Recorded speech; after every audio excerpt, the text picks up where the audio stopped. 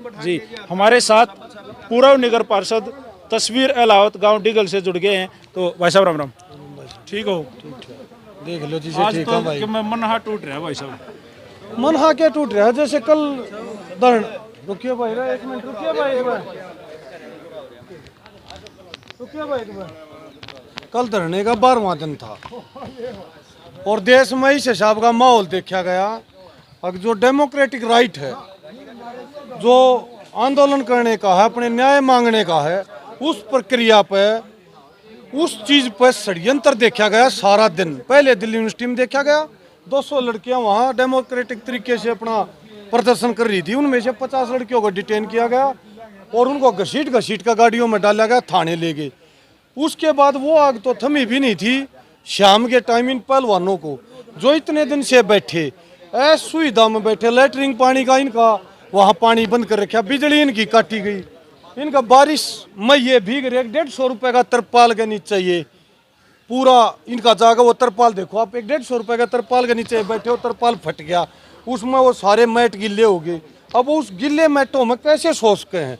ये तो जब भी कोई आदमी अपने न्याय की मांग के अधिकार करता ना और जंतर मंतर पर बैठता, देश के इतिहास में ये पहली बार है।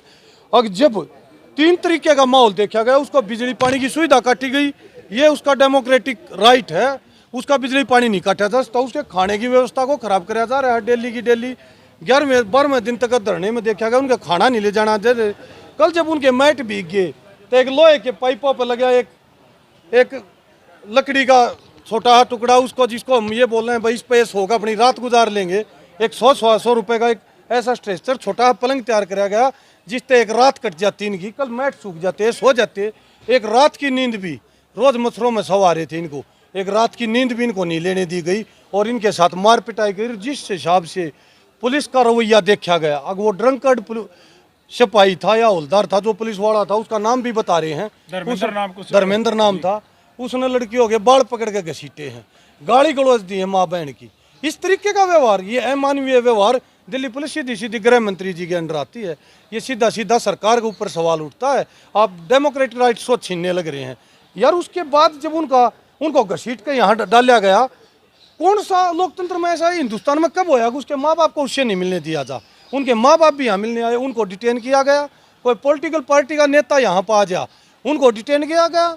दीपेंद्र हुड्डा का बार बार में नाम ले रहे हैं, दीपेंद्र हुड्डा को बदनाम ये सांसद इसलिए कर रहा है, सीधे सीधे उसी संसद में तो वो सांसद बैठता, उसी में वो एक सांसद जो 800 सांसदों में 2 बार का सर्वश्रेष्ठ सांसद चुना गया, एक सांसद जो हिस्ट्री सीटर 800 सांसदों में सबसे बड़ा गुंडा है, एक सांसद जिसने देश में ऐसी पॉलिसी बनाई जहाँ धर्म और लिंग के आधार को ना देख के सीधे सीधे मेडल लाओ, पदक पाओ, पद पाओ, ऐसी व्यवस्था कायम करी। 1000 करोड़ 1 करोड़ के इनाम दिए गए, ओडी गाड़ियाँ दी गई, BMW गाड़ियाँ दी, एक नई ऊंचाई दी पहलवानों को। वो कुश्ती जिसमें एक 70 से लेकर 1 लाख रुपए तक का बड़े से बड़ा इनाम देश में होया करता, उसको एक नया आयाम दिया, एक नई रुचि बनवाई देश में। उसको बर्बाद करने के लिए उस नेता को भी बदनाम किया जा रहा है। कमाल की बात है यार, कहाँ ये देश जा रहा है? ये लोकतंत्र किस तरफ देश जा रहा है? ये तानाशाही का दौर हमने ऐसा पहले कभी देखा नहीं जी। तो भाई देखिए, लगातार धरने पर बने हुए हैं, लगातार नई नई अपडेट आप लोगों के सामने लेके आने लग रहे हैं और आते रहेंगे। आज मैं आपको एक और बड़ी खुशखबरी दिखाऊंगा। हरियाणा प्रदेश की जो सोशल मीडिया है, जो सबसे ज़्यादा किसान आंदोलन में एक्टिव रही थी, सारे के सारे आज जंतर मंतर धरने पर पहुंच गए हैं। लगातार जब तक जंतर मंतर धरना चलेगा ये चलते रहेंगे। जी सर। जी पहलवान जी, हमने 20 साल होगी पहलवान छोड़े और कई फेडरेशन देखी है, जैसे मंडेर थे, 10 साल मंडेर रह गया, करतार पहलवान रह गया, कभी भी किसी पे कोई आरोप नहीं लग गया। ठीक से जब से ये राजनीति जो ये आदमी बढ़िया है इसमें, इसने गंद मचा रखा है। पहलवान से दूर थे, परंतु जब मैं बैठ के कहीं सुनते थे ना, ये जब से बना ना, जब से इसने इतना गंद मचा रखा है इस मैटर में कि पहलवानी कति खत्म कर दी इसने। इस मैटर मतलब गंद मचा रखा है, हकीकत है ये। आपका कहना मतलब ये है कि भाई जो भी अध्यक्ष बने, कम से कम वो राजनीति से परे का आदमी हो, वो मतलब कुश्ती से जुड़ा हुआ। हाँ, कुश्ती जुड़ा होना चाहिए, वही उसका उद्धार कर सके। बाकी ये भाई साहब ऐसे आएंगे गंद मचाओगे और कुछ नहीं है। ये वहाँ से जाकर यहाँ बैठा दिया इस चीज़ के, जो कुश्ती के बारे में ऐसे मैं तो कुछ नहीं जानता है। ठीक से शराब है ना, गंद मचाया है, कोचों को भी वो कर दिया, कोच ले कर सप्लाई करते हैं, कोच पीटे तक गए हैं। कल एक बोलू कोच का बयान मैंने लिया था कि भाई मेरे साथ मार पिटाई भी करी गई है सरेआम इसके ऑर्डर से। वीडियो बन रही भाई साहब, वो तो ना नेशनल में हरियाणा को भाई मतलब इतनी गंदी गाली दे रखी है कि आदमी न्यूज पर क्या वैसे भी घर में कहीं भी जिक्र नहीं कर सकता, इतनी गंदी गाली दे रखी है हरियाणा के बच्चों को। ये हरियाणा के मारो इनको, बहन चो भगाओ इनको यहाँ से, मतलब इसका पक्षपात ना रहेगा, इस स्टेट को खत्म कर दो। और ना ये स्टेट से अलग पहलवान भी नहीं है भाई, मेडल देंगे तो हरियाणा ही देता है। और ये एक कुश्ती का नहीं है, पूरे खेल जगत का, खेल जगत सबसे ज्यादा मेडल हरियाणा के है। और अगर ऐसी स्टेट को वो खत्म करेंगे तो कहाँ से आएंगे मेडल, कहाँ वो होगा। जी बिल्कुल। बार बार में भाई साहब ये जाट जाति से और जोड़े हैं, ये जो जाट जाति के खिलाफ ये साजिश हो रही ना, ये हमने पिछले इलेक्शनों में भी देखी। बोला जाट नॉन जाट, अरे जाट तो एक जाति है, नॉन जाट क्या शब्द है भाई? आधार कार्ड बने है, राशन कार्ड बने है, वोट का कार्ड बने है।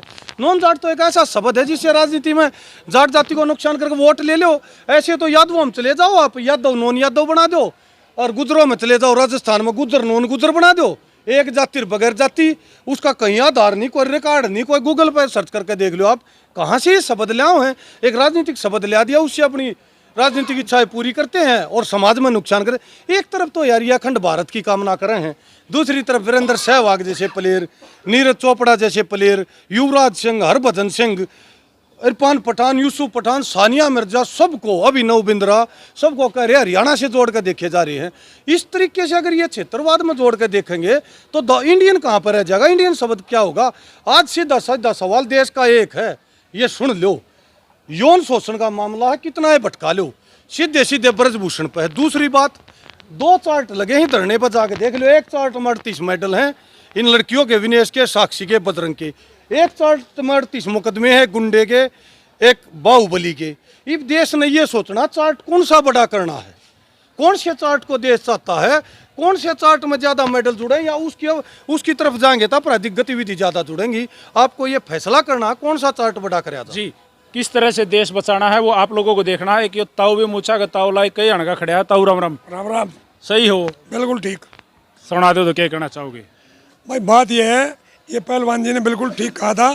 कोई भी कुश्ती हो, चाहे हॉकी हो, चाहे कोई भी हो, चाहे BCCI हो, इनके अंदर प्लेयर जो है ना वही इनके अध्यक्ष होने चाहिए। कोई राजनीतिक दल का आदमी इसमें नहीं होना चाहिए।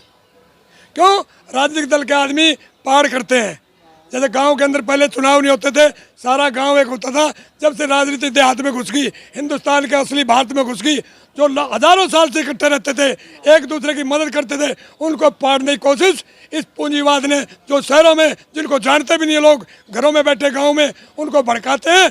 काले धन वाले लोग और अपराधी लोगों को चुनाव लड़ने का अधिकार भी नहीं होना चाहिए। उनको, जिनके ऊपर मुकदमे दर्ज है, उनको बिल्कुल बंद कर देना चाहिए, किसी भी पार्टी के हो। उनका बहिष्कार कर देना चाहिए। बहिष्कार जनता ने करना चाहिए उनका, सरकार ये पार्टियां नहीं करें, लेकिन जनता भ्रष्ट लोगों का और जितने भी अपराधी लोग हैं जिन पे मुकदमे दर्ज हैं, किसी पार्टी के हो, इनका बहिष्कार करना चाहिए। जी, तो भाई देखिए, लगातार हम जंतर मंतर धरने पर बने हुए हैं, लगातार खबरें आप लोगों को दिखा रहे हैं। एक से एक बड़े इंटरनेशनल प्लेयर हमने यहाँ मिल रहे हैं, एक से एक बड़े इंटरनेशनल कोच यहाँ आए हुए हैं। लेकिन आम पब्लिक में इस तरह की अफवाहें फैलाई जा रही हैं कि वहाँ पहलवान नहीं है। तो मैं आपको बताना चाहूँगा, सैकड़ों की तादाद में यहाँ पर पहलवान है। जो इंटरव्यू आपने सुना था जी, उस इंटरव्यू में देखा आपने? जी जी जी। उससे 4-5 सवाल करे गए। एक कहता वो कि जो साक्षी मलिक है उसने मेरा ऐसे फोटो खिंचाया, कितनी शर्म की बात है। वहाँ पे पुरुष फिजियो भी हैं, पुरुष डॉक्टर भी हैं। कल को अगर कोई डॉक्टर कोई मेल डॉक्टर किसी फीमेल डॉक्टर का या फीमेल पेशेंट का ऑपरेशन करे है, कोई मेल डॉक्टर, और उसके दिमाग में, उसकी मानसिकता में कीड़ा है, तो उसका वो फीमेल क्या करे?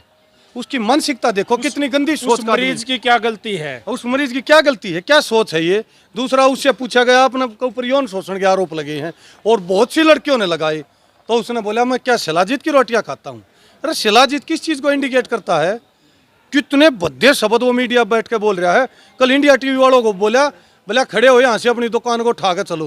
अरे वो मीडिया वालों को दुकान कहता है। ऐसे बाहुबलियों को, जो 800 सांसदों में सबसे ज्यादा हिस्ट्री शीटर, उनको प्रधानमंत्री जी उस चुप्पी पर मौन क्यों है यार? एक तरफ तो कहते थे मनमोहन सिंह चुप है, आज वो मनमोहन सिंह को चुप बताते थे, आज उनकी चुप्पी को क्या कहें भाई?